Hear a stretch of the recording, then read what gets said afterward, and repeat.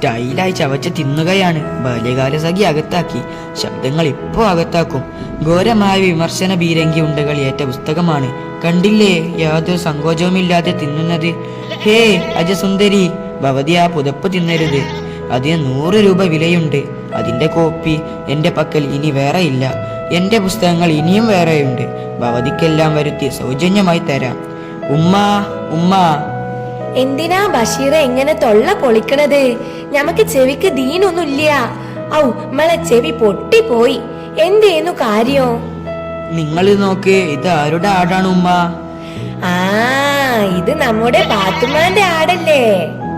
ആ അവളുടെ ആടിനല്ലേ ഇപ്പൊ ഇവിടെ സ്വാതന്ത്ര്യം. ഹേ ഉമ്മ, എന്താ ഇവിടെ ഇത്ര ബഹളം? കൊറേ നേരമല്ലോ. ഇത് നമ്മുടെ പാത്തുമാന്റെ ആട്. പാത്തുമാന്റെ ആട് പിന്നെയും വന്നോ? പത്തിരി ചുട്ടു വിളമ്പി വിളിച്ചത് മുത്തൊളി പാത്തുമ്മ. എന്താട് സൈത്താനെ വയല് നിക്കണ്? മാറി നിക്കടാ. അല്ല ഇവിടെ എല്ലാരും ഉണ്ടല്ലോ. എന്താ ഇവിടെ കാര്യം? അല്ല നിങ്ങളെല്ലാരും എന്റെ ആടിന് കഞ്ഞോളം കൊടുത്തോ? കഞ്ഞിവെള്ളം നിന്റെ ആടേ ഇവിടെ ഉള്ള പുസ്തകവും കടലാസും കണ്ട പണ്ടാരങ്ങളെല്ലാം തിന്നു കഴിഞ്ഞു. കഞ്ഞിവെള്ളം കൊടുക്കണമല്ലോ. ഇവിടെ ഒരു 100 കൂട്ടം പണിയുണ്ട്. അതിന്റെ ഇടയിലാണ് ഒരു ആട്.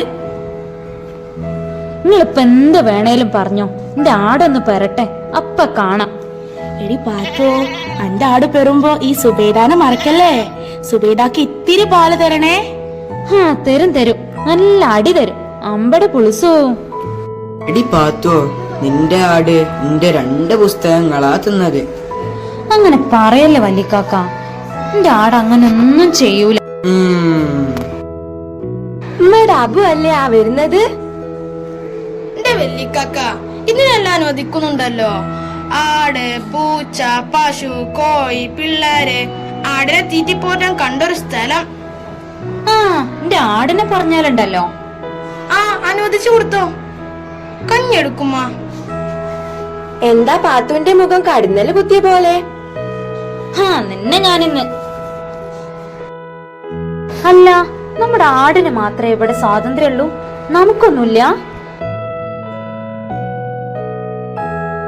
അയ്യോ കടിക്കല്ലേ കടിക്കല്ലേ.